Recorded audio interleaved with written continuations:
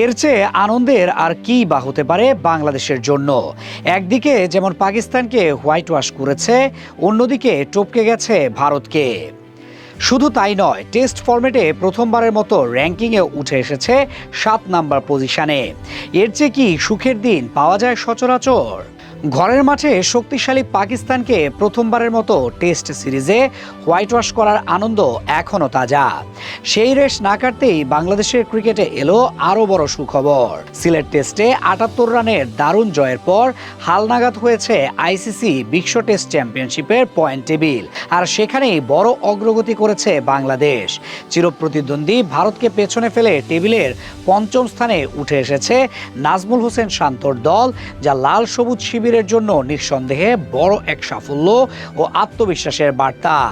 সিলেটের ব্যাটিং বিপর্যয়ের মাঝেও লিটন দাসের অনবদ্য সেঞ্চুরি আর অভিজ্ঞ স্পিনার তাইজুল ইসলামের 120 রানে 6 উইকেটের বিধ্বংসী স্পেল, এই দুই পারফরমেন্সেই গড়ে ওঠে বাংলাদেশের ঐতিহাসিক জয়।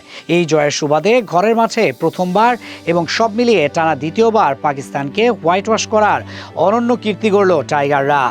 আর এর সরাসরি ইতিবাচক প্রভাব পড়েছে 2025 থেকে 27 আইসিসি বিশ্ব টেস্ট চ্যাম্পিয়নশিপ চক্রের পয়েন্ট টেবিলে।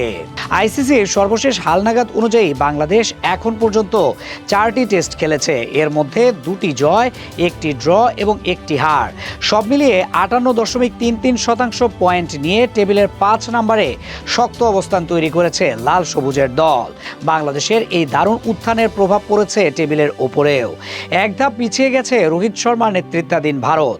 বর্তমান হিসাব অনুযায়ী ভারতের পয়েন্ট পার্সেন্টেজ এখন 48.15%। চলমান ডব্লিউটিসি চক্রে এখন পর্যন্ত তারা 9টি টেস্ট খেলেছে। এর মধ্যে 4টি জয়, 4টি হার এবং 1টি ড্র। এই ফলাফলের কারণে পয়েন্ট টেবিলে ভারতের অবস্থান নেমে এসেছে 6 নম্বরে, বাংলাদেশের ঠিক পরেই। টেস্ট চ্যাম্পিয়নশিপের পয়েন্ট টেবিলে সবার ওপরে এখনও অপ্রতিরোধ্য অবস্থান ধরে রেখেছে বর্তমান চ্যাম্পিয়ন অস্ট্রেলিয়া।